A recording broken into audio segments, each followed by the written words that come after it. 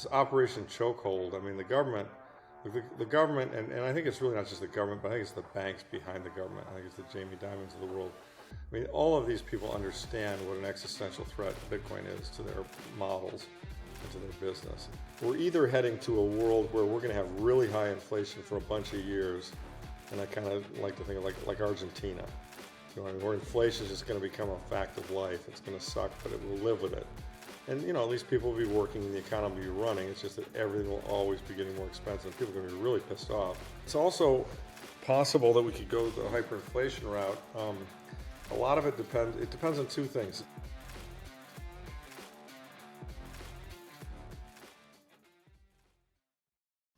Hey everybody, welcome back to the Blockware Intelligence Podcast. This week I have on Lawrence Lepard. Lawrence, welcome. Hey, nice to be with you, Joe. Thanks for the invite. Of course, glad to have you. Let's jump right into it. How does, with everything that's going on right now, it's pretty crazy times.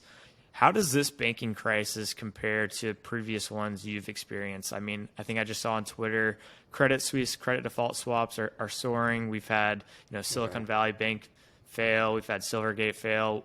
How does this compare to other crises you've? They all rhyme, and it's very similar, but they're each different, of course, in their own respects. I mean, the most probably the most comparable one, obviously, is 2008 and the housing crisis. And I just wrote a letter to some of my investors, and I said that, I think we just saw a very big card with the failure of Silicon Valley Bank, and then, the establishment of this new credit facility, this a bank temporary, lending facility. And it kind of reminds me a little bit of in the summer of 2000, in the run up to 2008, I was short the financials. You could see there was a bubble.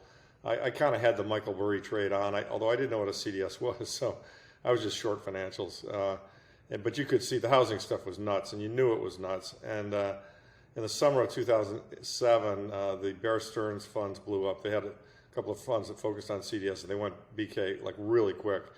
And we were all like, uh-oh, that's, there's the start. But that's the summer of 2007. Remember, the GFC didn't really erupt until September, October of 2008. And then in March of 2008, Bear Stearns itself actually failed and got taken over by JP Morgan, for $2, and I was short that stock. And it was, you could just kind of see the creeping trouble emerging. It was different, but it was in many ways similar. And, I don't know. I mean, there's someone who said, well, this is it. We're going to fail tomorrow. I'm not so sure. I mean, it's hard to know the slope of the lines, but clearly cracks are emerging and they're getting bigger. Or another metaphor, I think, is they're putting their fingers in the holes in the dike and new holes keep popping up. I mean, as we all know, Silicon Valley Bank failed last week. Well, now Credit Suisse is on the ropes. The Saudis said they're not going to do any financing. The CDS is blowing out. I think it was just on the tape that the Swiss government is talking to them. So probably there's going to be either a nationalization or a takeover of Credit Suisse to prevent that from happening. And that's a big one, by the way. It's $27 billion. It's a GSIB. The Fed cares. And the thing that actually hasn't really been talked about much in any of these discussions, I mean, in the case of Silicon Valley Bank, it was long duration versus short duration that caused the problem. Short-term deposits, long-duration assets that had fallen in value because of the rise in interest rates. I mean, the other thing that people aren't really talking about is all the derivatives. All these banks have just enormous amounts of derivatives, and Credit Suisse is one of the largest. And derivatives are, derivatives are in a sense what Buffett said. Financial weapons of mass destruction. We could. So you get a derivative blow up, and things could accelerate a great deal. Having said that, the powers that be are going to try and hold everything together, and I'm sure they're, the exchange stabilization fund's got a bid underneath the market and so on and so forth. So, but I guess the big, what's the real big takeaway from this? The takeaway from the last week or two, in my mind, is that those of us who said, and I'm sure you're among us, who said you can't taper a Ponzi, they have to continually grow credit in the money supply or else the whole thing's going to implode. We're starting to be proven correct, right? I mean, it didn't take very long. M2 going negative, slightly negative in terms of growth rate.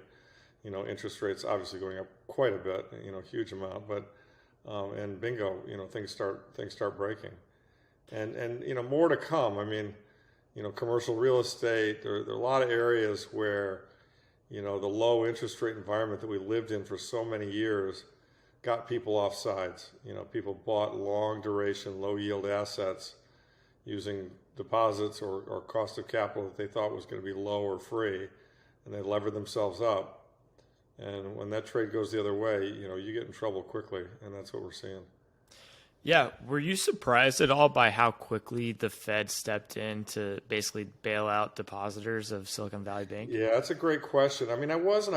I kind of thought it was 50-50. I mean, I now, at a public policy level and not having, depositors and not having massive bank runs, I see why they did it. I see why they had to do it. I mean, if you think it through, if they hadn't done what they did and they had let, let's say they had done just an FDIC, FDIC took receivership of the bank last week.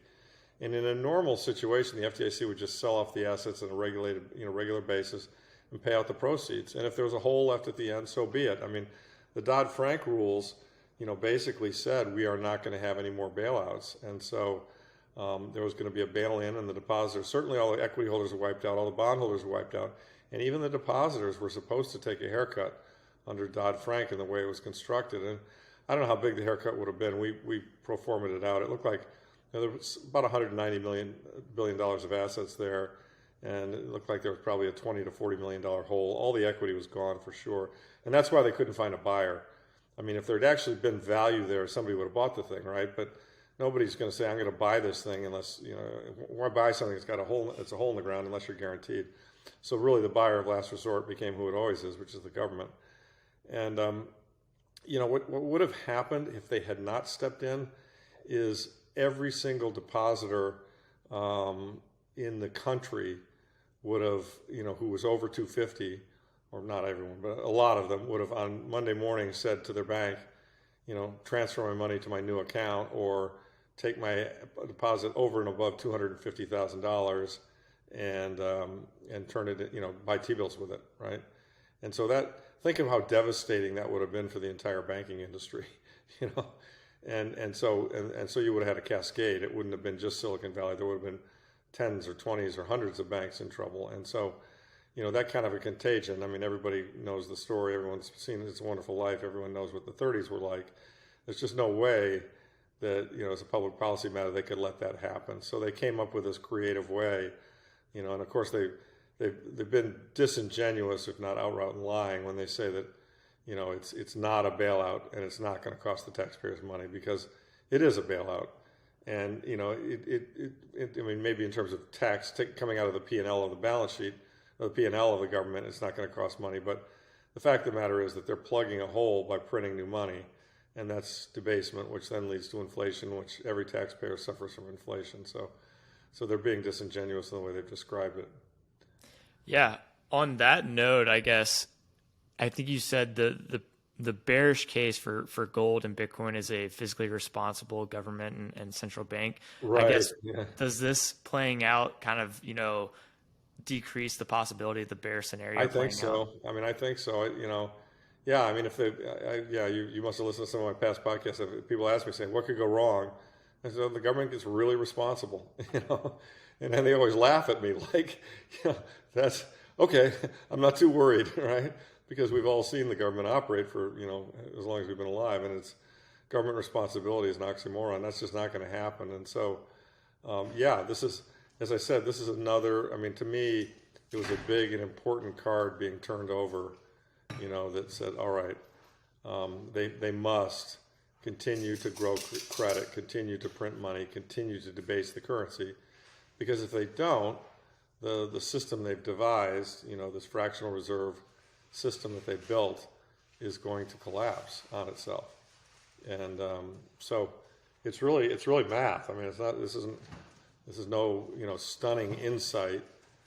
It might be a stunning insight to Jay Powell. I doubt it. I think he probably knows it too, but he was hoping he could increase rates enough for long enough to get inflation under control. And who knows, maybe he will have. I mean, maybe when things really turn down, the inflation will come back in a good bit and give him a little bit of cover. But at the end of the day, they are going to have to continue to grow the money supply and print money if they want to have a functioning financial system. I mean, it's one of the things a lot of people tend to forget. The Fed has two mandates, right? They have a full employment mandate, or as close to full employment as possible, and then they have a price stability mandate. And then on the full employment, they're actually doing okay because people are working three jobs just to deal with inflation.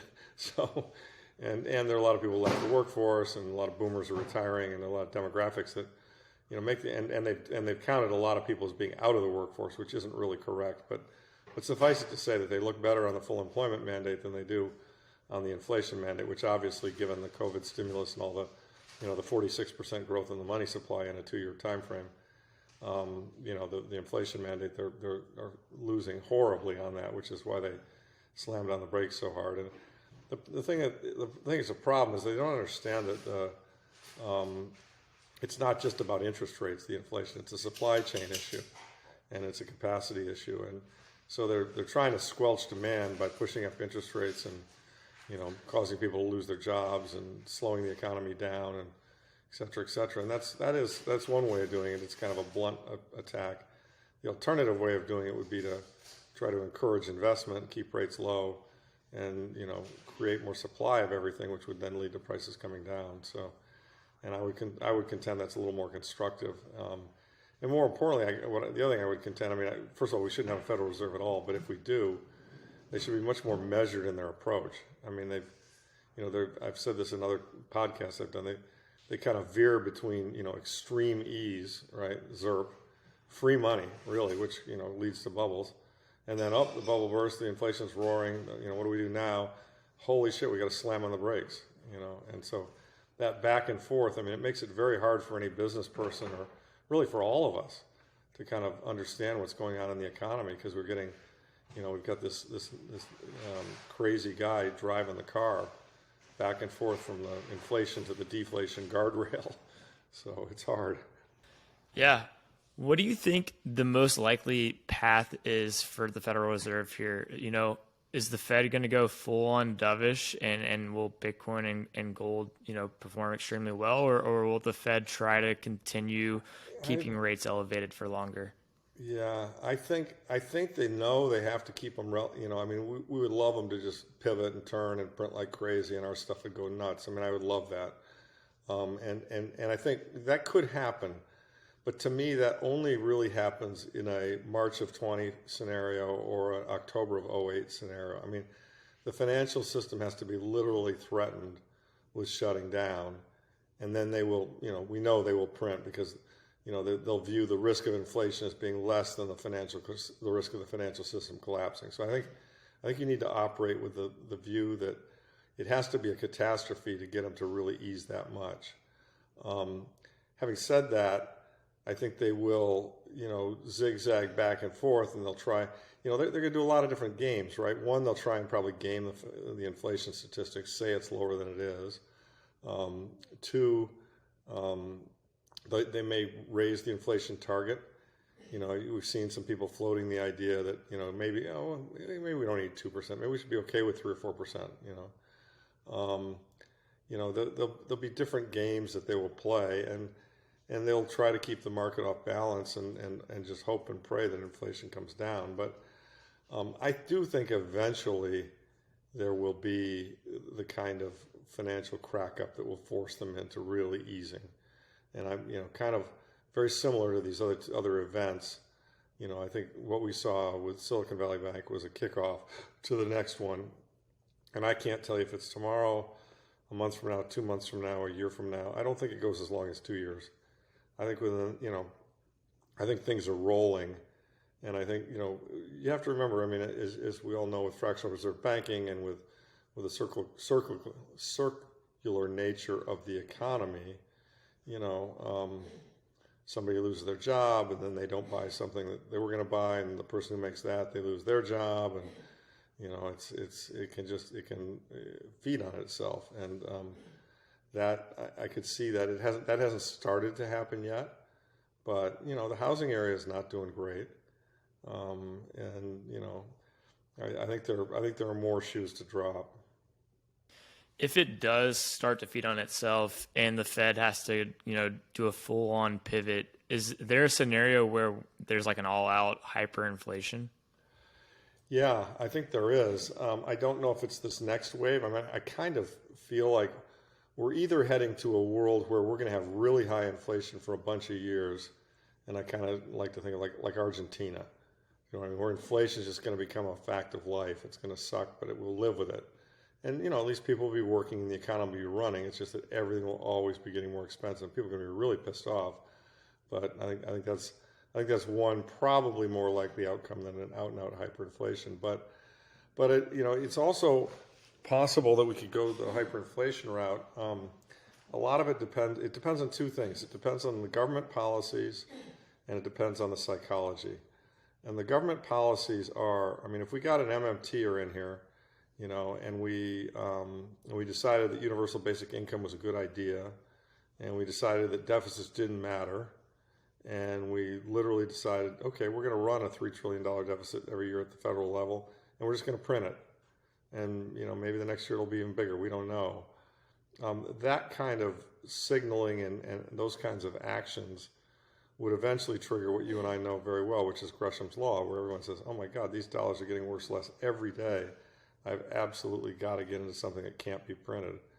And the two natural alternatives are gold and Bitcoin. So, and they would just start going up and they wouldn't stop. It would be kind of relentless. And if you look at Weimar and if you look at hyperinflation, that's what really tips the scale from just a high inflation to a hyperinflation is when half of the people or more involved in the country, maybe not even half, but a big percentage of the people involved come to the conclusion that, you know what, they can never stop printing. This is just, we are, there's no one who's going to get this under control. We are doomed. And then what you see is the crack up boom, which is the rush to buy stuff that can't be replicated because nobody wants to hold money. And it feeds on itself. I mean, I'm sure we haven't talked about it, but I'm sure you're very familiar with, and your listeners are familiar with this whole debt doom loop that James Lavish and others and I have been talking about. I mean, so the government, spends money more than they bring in, and they sell bonds to pay for that, and those bonds have an interest rate on them, and as long as as inflation is low, it all kind of works. It worked for 40 years because the trend in inflation and interest rates was low. And inflation's low. The problem is when inflation starts to pick up and go up, everything goes in the other direction. And so now the government interest expense has gotten large, and now the bonds are selling off, and now interest rates go up. And so as the interest rates go up, and now the government's running larger deficits because the economy is going to roll over. And so this creates a doom loop where, as the government spends more and borrows more, rates go up, and therefore interest costs go up, and it gets worse. And so the more the interest costs go up, the bigger the deficit. The bigger the deficit, the more bonds they got to sell. No one's there to buy the bonds, so the interest rate goes higher you know what I mean? And pretty soon, you've got an interest rate of 8, 9, 10%, which this country could never live under. I mean, the whole country would go bankrupt. And so then the central bank says, all right, we're not letting interest rates go that high. It's untenable in terms of the way the economy would work.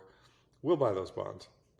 And now you've crossed over into third world kind of behavior and territory, right? I mean, that's what every single currency failure grew out of, was when the government couldn't control their spending, and they decided to spend it anyway, and they tried to sell bonds in the beginning, which kind of sterilized it and would have made it okay, but they couldn't find buyers for the bonds.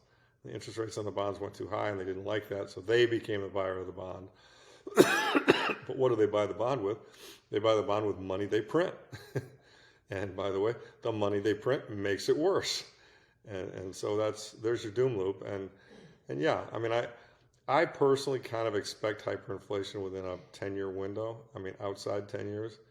I actually probably think it's shorter than that, maybe in the 5, 6, 7-year range.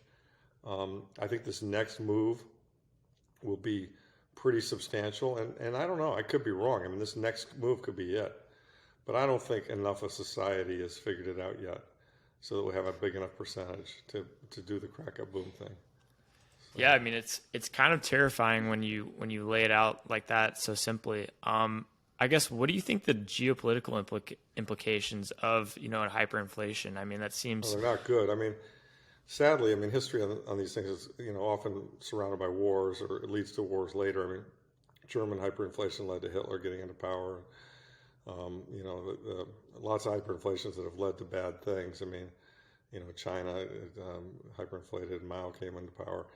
And you see, you've got kind of competing currency blocks, right? I mean, the West is the leader in the hyperinflation game, and the East, they're all making their bets on gold. And maybe to a degree Bitcoin. I think Russia's probably mining Bitcoin covertly, but it could certainly lead to conflict. I mean, I'm kind of an optimist on this book. I mean, I could be wrong, but I kind of believe that enough people understand the horrors of war and the horrors of a nuclear war that's not what will happen. That we'll have a lot of these shitty little wars where there'll be kind of proxy fighting, but that no one will ever be stupid enough to let a little war turn into a big war, because now we've got a big war. I mean, the next big war could end the planet. So I kind of think that, I tend to think that what'll happen, I mean, to me, in a best case and most likely case scenario, we're going to have extremely high inflation, and it's going to continue and persist, and people are going to start to get really, really pissed, and that's going to lead to some political change, and there'll be, believe it or not, in my opinion, there'll actually be calls to return to a sound money standard. I mean, inflation will be so bad that people say, tell me what it takes. What do we have to do to get out of this? And gold, Bitcoin, oil, whatever it might be. But somebody will come up with something that's better than what we've got, and sell it to the people, and we'll migrate there. I mean, in the interim, these idiots might try CBDCs. I mean, there's a lot of talk about bad or stupid solutions, and of course, as fiat's failing, one of the things that's going to happen, somebody's going to come and say, well, no, fiat's failing. It was just that fiat. We'll create a new one, and it'll be better. But I think I think as long as the same people are involved, I don't think anybody's going to trust it. I think people are like, hey, look, you burned me once. You're going to do another fiat experiment. You want me to be a part of it? No, I don't think so. I'll keep my Bitcoin. I'll keep my gold. So it's very hard, Joe, to know exactly how things unfold. There's just so many variables. But the pattern of history says that generally, once you start down this road and you get as indebted as we are, you get the off-balance sheet liabilities, you get the political constellation that we have, I don't see how we reverse it. I mean, Yeah. If you had a constitutional convention, and you had real political will to fix it, I suspect you could. But I don't see, I don't see who's going to do it. I don't see the need. I see the need. I don't see the intelligent leaders that are thinking in that way. You know what I mean? Yeah, I completely agree. Foundation is one of my favorite Bitcoin companies. Their product, Passport, is one of the best Bitcoin hardware wallets on the market. It is air-gapped and highly secure. I strongly encourage you to go to foundationdevices.com and use the code BLOCKWARE and get $10 off your Passport. It's a great way to easily and securely store the private keys to your Bitcoin. I'm curious, over the last week with the banking crisis that's been going on, have you had any family, friends, or clients, reach out to you and ask, more questions about Bitcoin? Oh yeah, I've had a lot. I mean, I'm kind of known as a gold guy and a Bitcoin guy, and a lot of people who know that but don't always stay in touch with me on a regular basis. They see, the Silicon Valley Bank thing, I think it really woke a lot of people up. I don't know what your experience is. I was just watching the local TV news last night, and it was all over there. They were talking about it. And, the president had to come on the TV and reassure everybody that the banks are safe, right? It's kind of that doesn't happen every day. And so yes, I've gotten a lot of inquiries. We've gotten a lot of inquiries on our fund. I've gotten a lot of personal friends calling and saying, wow, what is this? What does this mean? And that's how these things happen too. There are kind of early adopters in new trends and new ideas. And then there's, just the average person in the street is just, trying to live their life and not focusing on, the new stuff. But then as events occur and the events are disturbing, people go, wow, that's interesting. What does that mean? And so they try and sort it all out. So yes, I think, a lot of things happened in the last week. JP Morgan got a lot of new deposit customers, right? Because, they're the Fed's bank, if you're worried about the banks going down, you might as well be with the biggest one. So, yeah, I mean, people are waking up. That was my experience. I had probably a dozen calls from people who were intrigued. Nice. Yeah, that makes a lot of sense. Same here. A lot of people, I think, have been paying more attention to what's been going on. Right. I'm curious to get your thoughts on this one. What do you think about a spot Bitcoin ETF? Like, I know some people argue that the gold price has been suppressed over time. Yeah. Do you worry that something like that could happen with Bitcoin? And do you think, a spot ETF or ETFs in general? There are actually two questions there, Okay. I'll take them both. I mean, the first one, let's talk about the spot ETF.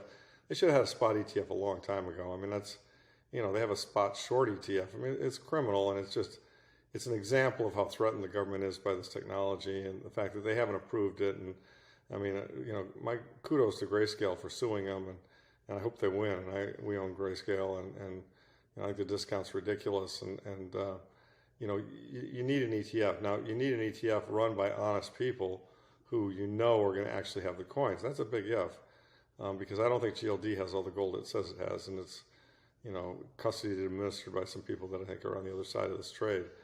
But I trust the GBTC guys. I'm pretty sure they have the coins they say they have, and so and it's pretty easy to check and audit too.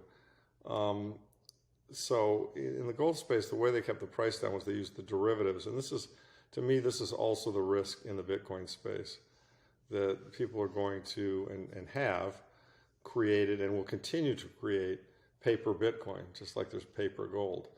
And we all know that there's only real Bitcoin that settles back to the ledger. We know what that is, but on the side, as a side bet, party A and party B can say we're going to bet on the price of Bitcoin, and if A wanted to be long it and B wanted to be short it, and they did that deal, well, you just reduced some of the natural demand that A would have gone and bought the Bitcoin in the market, and therefore pushed the price up.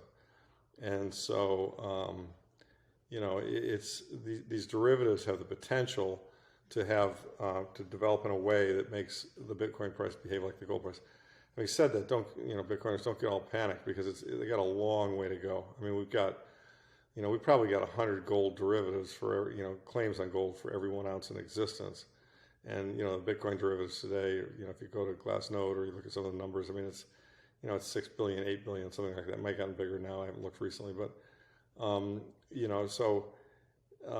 there's not as much derivative activity, and I don't think that paper Bitcoin is affecting the Bitcoin price very much today. But that doesn't mean that it can't or it couldn't at some point in the future. And furthermore, and I've said this in other podcasts, I mean, I think when you think about derivatives, they really are a way to manipulate markets, because the people with the biggest balance sheet and the people who have the unlimited ability to be backstopped, they can bet bigger than everybody else. And this is like being in a poker game where, if you don't have the money and you can't call the bluff, the guy who's bluffing is going to win by definition, because he's got the biggest balance sheet. And that's the problem with derivatives everywhere. And in my opinion, when in the next reset, when this whole thing blows up and we go to a sound money standard and we put in a new Glass-Steagall and a new 33 Act and so on, a new 40 Act, and one of the things we've got to do is ban derivatives, except for in connection with legitimate commercial transactions. Like if you're a farmer growing corn, you ought to be able to sell your corn to General Mills on a futures basis so you can get paid, so you can do what you need to do. But that's a legitimate hedge of a physical product.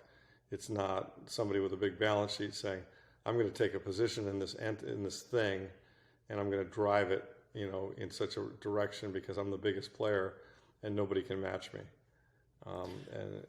So that's the risk, right? Yeah, I think that was very well articulated. Who do you think, like in the gold market, who are the biggest players doing that? Is it like the banks? Is it the central banks? Is it the government? Or it starts at the BIS, which is the central bank for central banks in Switzerland. And then it goes to the central banks all around the world who coordinate their actions. And then it also goes to the big banks within each country that are kind of supported by the central banks. And, it's done through things like the Exchange Stabilization Fund. I mean, I don't think most people know, but the Treasury has something called an Exchange Stabilization Fund that, Mnuchin took up to $800 billion. And before that, it was about $200 billion. And That's basically a slush fund. This got set up after the crash of '87, which I was starting in the business when that occurred. And it became called the Plunge Protection Team. And the notion was that, rapid moves in markets could create disequilibrium and could make the country somewhat vulnerable. And so we need to have the Fed and the Treasury collectively kind of, and it's, really is both in concert, I think, need to have a fund where they can lean on markets at certain points in time if they think they're doing things that don't serve the interest of the country. And so, one of the great problems that we all face, makes it so hard to do what we do if we're in the investment management business, is that we're actually dealing with markets that are manipulated. You know what I mean? And that's, that's tough, right? Yeah.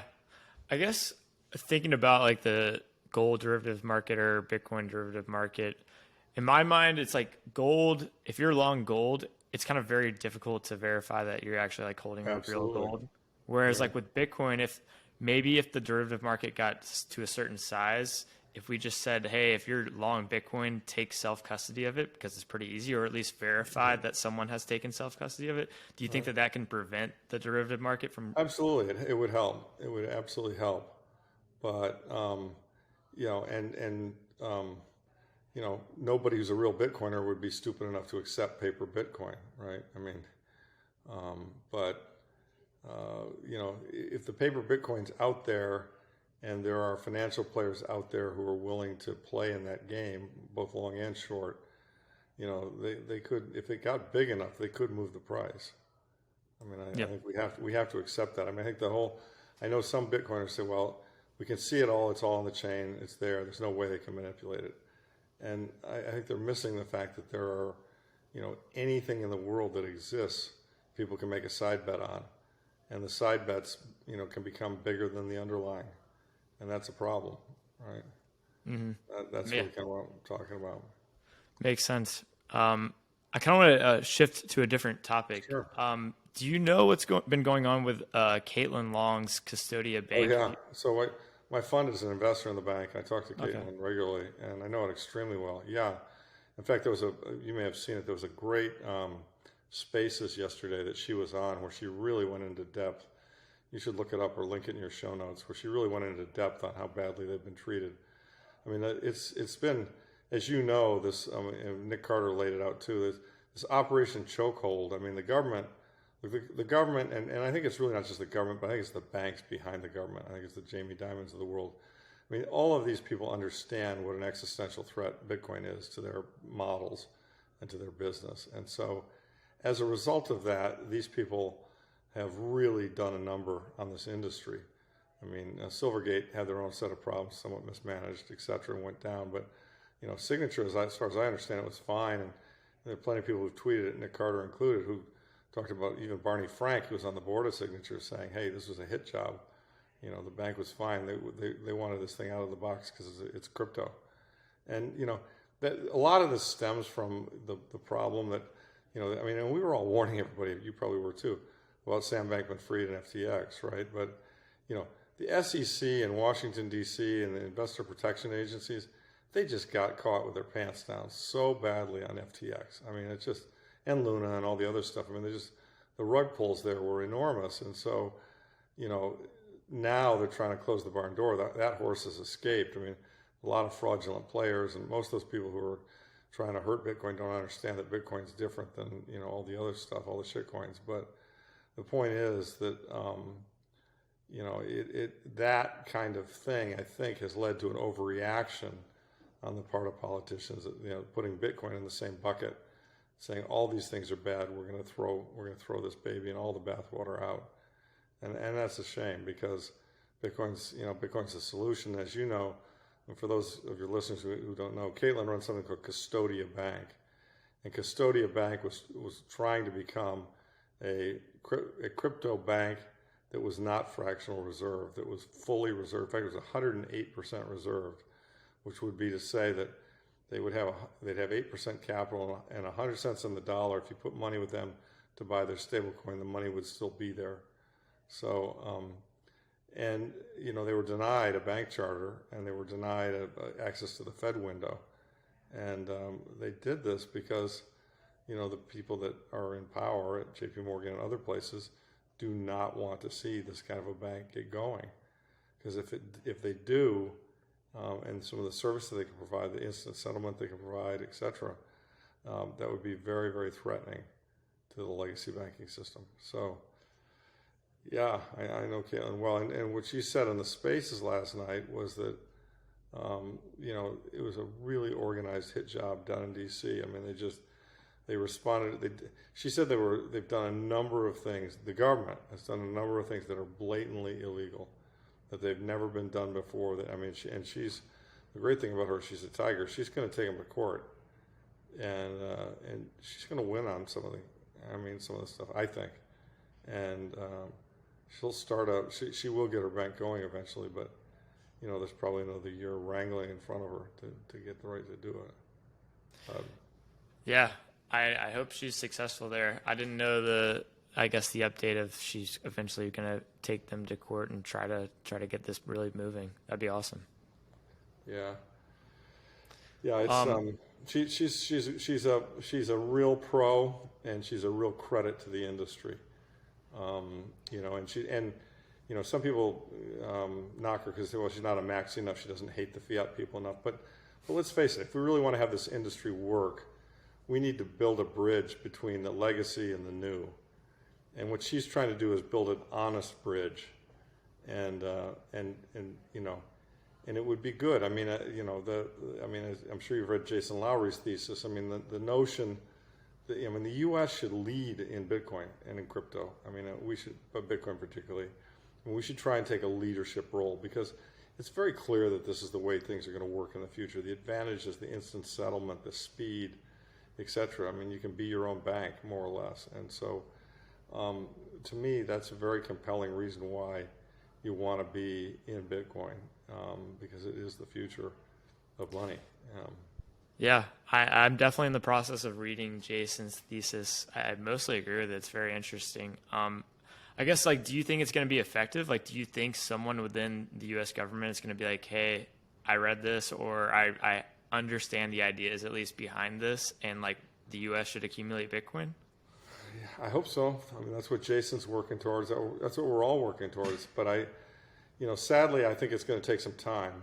I don't think it'll happen immediately. But I do think it will happen. I think when they get some more regulations in place, I mean, Gensler really screwed up by letting all these shit coins live and by not cracking down on FTX and Luna and all that stuff. And we actually arguably need a little bit more regulation to make the big institutions comfortable. Because once the big institutions come in, there's not going to be enough room for them, and the price is going to go up a great deal. And so, to me, it's all part of the plan. And it may take a little longer than we like. It may not, but I'm trying to prepare myself mentally for it could take longer, because it's a big change. So. Yeah, it's a massive change. Earlier, you were talking about how countries in the East are accumulating gold. Do you think that some may be accumulating Bitcoin in secret, or do you think that, I know, there's rumors that Russia is mining Bitcoin in Siberia. Yeah. Do you think that that's, common, or do you think they're all kind of maybe not doing it, or just kind of dipping their toe into Bitcoin space? I would guess most of them are dipping their toe. If they're not, they're nuts. I suppose a few of them aren't, like China, it's always been pretty hostile towards it. I'm pretty sure Russia is doing it and trying it. I mean, once you really if you study it with an open mind, you have to come to the conclusion that you and I have come to, which is, it's a good network. It stores value, 21 million coins, and that's going to matter. And in a deflationary world, you want to own one of these things, or several of these things. And so I think that, I think it's coming. I really do. Again, it's one set of people at a time. We're really cutting edge. We may feel like we're late because we weren't here in 2013 or something, but I guess I bought my first coins in 2016, 2014. I don't know, somewhere in there. But the point is that we're not. We're just not late. In 20 years we might be late, but that's 20 years from now. So. Yeah, I agree. I definitely don't think anyone is late to Bitcoin at this point. I know, like, from your background, you studied, at some of the top schools in the country, and I would imagine you identify as more of like an Austrian type guy rather than a I Keynesian. do, yeah, very much so. Yeah, How did you, I guess, avoid, becoming a Keynesian out of school? yeah, that's a great question. Well, the issue wasn't as clearly drawn back then, and I was in the venture capital business, and so we weren't talking about sound money. I was just talking about growing technology companies, and yet I was watching all of this other stuff, and I was reading all the Austrian texts, and as you're probably aware, it's very hard to get an Austrian education. I mean, I guess Hill still has, a program, and the von Mises Institute has a program, but the average U.S. College is going to teach you Keynesianism. Period. I had a Keynesian professor I got in arguments with all the time. I got a shitty grade, but I didn't care. It's you just got to think for yourself. I mean, I guess it's the bottom line. But there are a lot of people in the industry, in the financial industry, and all these industries who, they'd rather just kind of go along and get paid well to, toe the party line. And the party line is Keynesianism.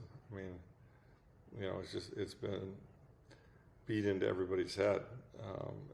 I think wrongly so. I mean, I could logically smash it in 10 minutes, but that doesn't, it doesn't really matter. I mean, everybody lives that life. Hmm. Yeah, I'm curious, like, what's your counter argument to, I guess, the Keynesians that say, hey, you need money supply growth to incentivize people, investing and not holding on to the dollars, but, putting it into useful projects. What would be your counter argument to that? Yeah, I see what you're saying. Look, yeah, the excess of savings and the money's not going to, I mean, humans have a desire to improve themselves and to improve their lives. And, the whole Keynesian animal spirits are necessary to make the economy go wrong. No, bullshit. Animal spirits lead to bubbles and bursts, right? That's all. Animal spirits lead to people doing stupid shit. What we really need is we need an economy that works like a Swiss watch where, you've got very precise inputs and very precise outputs. And if you have the proper cost of capital, then businessmen are going to make the right decisions about what to build and what not to build. And we're all going to live a higher standard of living because there's going to be more efficiency. I mean, these wide swings in the cost of capital, or this mispricing the cost of capital, leads to people making decisions that are malinvestments, that are not correct decisions, and that then come back to bite them in the ass, and they lose money on them, and the capital gets destroyed. And the reason they did it was, at the time, given what was going on, it looked like a logical thing to do. But, it wasn't a logical thing to do because the money is broken and they were being fooled by an incorrect price of the money.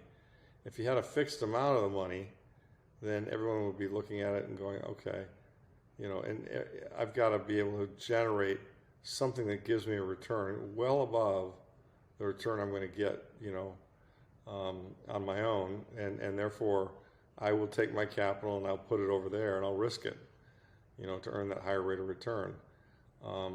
So it's an efficiency thing is really what it is. I mean, the Keynesian model has always been premised on you must have growth. You absolutely must have growth. Otherwise, we stagnate and we fall into the Great Depression. I mean, part of the Keynesian model that is so broken is they thought the Great Depression occurred in a sense because of lack of demand, and what they didn't interpret the Great Depression in the proper way. I mean, the proper way of it is there was a huge bubble that burst. Of course, there was no demand. You'd pulled all the demand forward, and now there's none left. And by the way, everyone borrowed a lot and got way in debt, and nobody has any capital. So that's what that was all about, not a lack of animal spirits. If you had never let the whole boom take place, you wouldn't have had the bust. But the minute the Fed got control of the money supply in 1913 and got control of the interest rates, and they said, well, we're just here to backstop the banks, accept good collateral at high rates, what Bagot used to say, and at high rates for, to keep things going. And they immediately violated that charter and financed World War I. and created a ton of money that then led to the bubble, 20, and then the further bubble in 29. So it's just it's a broken system, very badly broken. The money is broken. Yeah, I think that's well said, and I think that's probably a good spot to wrap it up since now we have something like Bitcoin. Lawrence, thanks so much for coming on. I think everyone's going to love this. Any final thoughts or where people can find you? No, not really. I mean, I would just suggest to people that don't, I always say to people, don't use leverage. These transitions, we're really transitioning between a couple of really big systems, and so there's going to be a lot of violent moves. There's a good Murmachan chart that's out on the web that just shows how much things can swing. And so, know what you own, know why you own it. Don't necessarily worry too much about the day-to-day price. If they can't take it away from you, you're going to be fine, and therefore the no leverage.